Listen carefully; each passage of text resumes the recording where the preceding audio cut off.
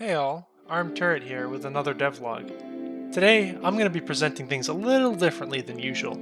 If you're in my awesome Discord server, which you should join by the way, you probably have already seen the big news. If not, here it is. I'm committing to posting one of these devlogs every other week. That's right, you're going to get Deep Space Dredgers news on a regular basis, from now until the game is released, hopefully. These videos will be a summary of what I've done since the last devlog, and hopefully give you better insight into what I've been working on recently. This first one is going to be a bit hand-wavy, as I have a lot to cover and little patience for video editing. So, without further ado, here we go. Let's start with a big one. You can now leave the submarine. I changed the previous artifact retrieval minigame to be an extended out-of-submarine adventure segment, where both players must travel to and scan various points of interest before digging up the core artifact.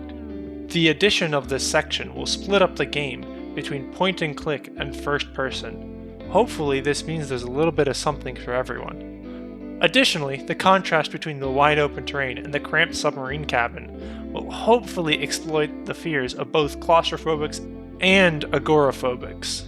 To facilitate this underwater section, I made another procedural generation algorithm that creates a large, desolate ocean floor with a few points of interest.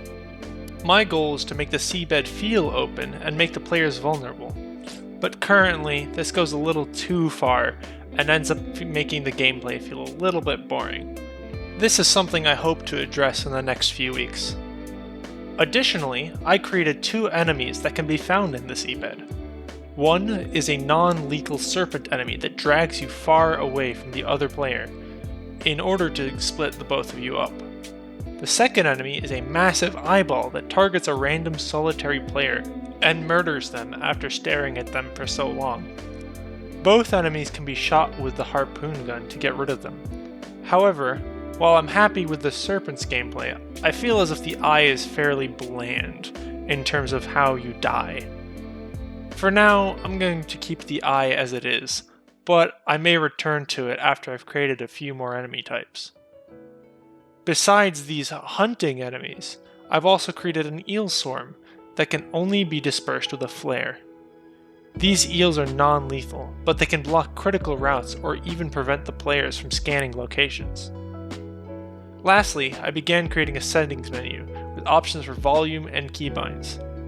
There's not much here currently, and it's a fairly low priority in terms of overall development. However, expect your typical settings menu shenanigans here, in due course. And that's pretty much everything.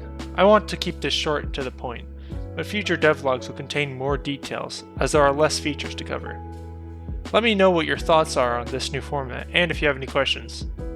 If you guys want more updates, I'd highly recommend joining the Discord, as well as subscribing to this channel for when the next video comes out in 2 weeks from now. Until then, see you all in the next one.